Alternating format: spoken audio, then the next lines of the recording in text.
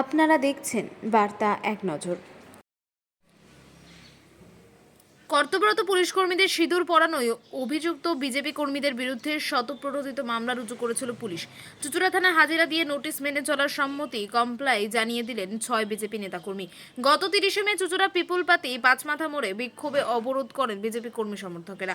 প্রধানমন্ত্রীর অপারেশন সিঁদুর বক্তব্যের পাল্টা মুখ্যমন্ত্রীকে যে বক্তব্য দিয়েছিলেন তার প্রতিবাদে ছিল সেই আন্দোলন। সেখানে অবরোধ সরাতে গেলে কর্তব্যরত মহিলা পুলিশ কর্মীদের কপালে গালে সিঁদুর লেপে দেয় বিজেপি কর্মীরা, যা ব্যাপক বিতর্কের তৈরি হয়।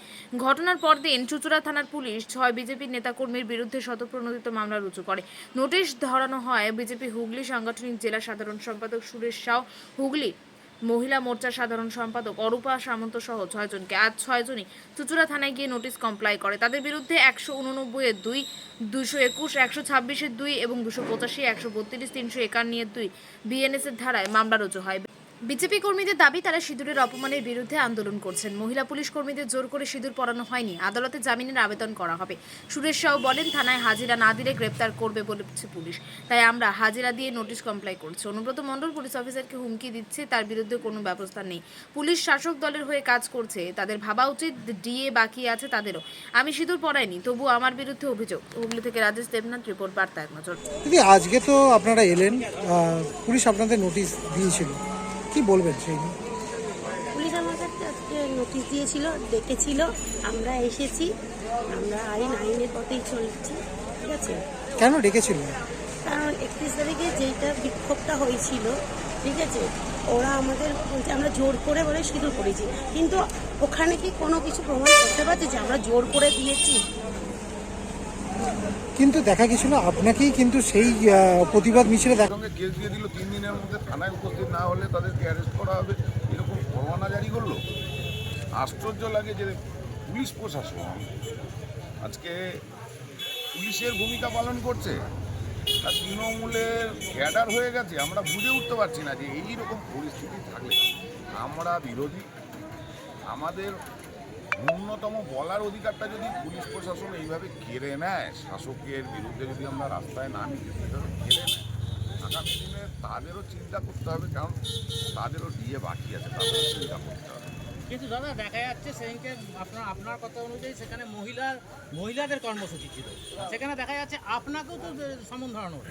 ব্যাপারটা হয়ে গেছে, আমি পাশে বসেছিলাম, একটা আমাদের যিনি স্থানীয় বিধায়ক আছে তার বরাবরই টার্গেটের একটা কেন্দ্রবিন্দু আমি রয়েছি।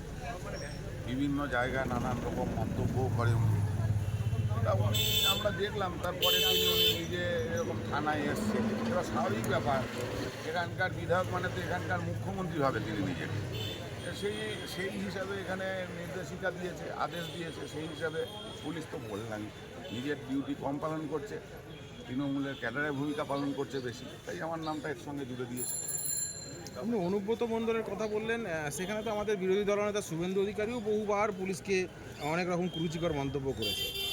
এই ধরনের মন্তব্য আপনি যদি অডিওটা শোনেন, আপনার নিজের অবাক লাগবে যে কোন জায়গায় আমাদের রাজ্যের পুলিশ প্রশাসন এসে দাঁড়িয়ে পড়েছে। আর এটা শুধু কেবল আমাদের রাজ্যে আমরা এবং আমরা পরবর্তী এখন কি আমাদের কেস যেটা দিয়েছে সেটা আমরা উকিলের সঙ্গে কথা বলে বের নেব। আজকে ডেকেছিল কি জন্য? আজকে ডেকেছিল, আমাদের যে কেস করেছিল সেটা সমনটা আমাদের হাতে দিল, এবং এটা নিয়ে আমরা আগামী প্রস্তুতি যেটা আছে আমরা সেটা করবো। আইনের কাজ করেছে, আমরা আমাদের কাজ করবো। এবার কোনো জিজ্ঞাসাবাদ করেছে আপনাদের? না, কোনো জিজ্ঞাসাবাদ। কিন্তু অভিযোগ তো ছিল আপনারা জোর করে পুলিশ একদম যারা কর্তব্যরত মহিলা তাদেরকে সিঁদুর পরিয়ে দিয়েছিলেন, সেটা কি ঠিক করেছে?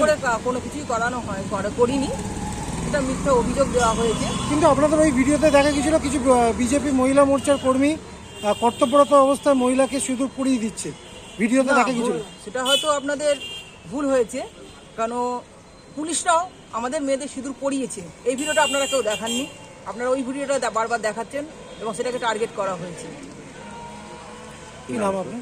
আমার নাম অরূপা সামন্ত, হুগলি সাংগঠনিক জেলার সম্পাদিকা।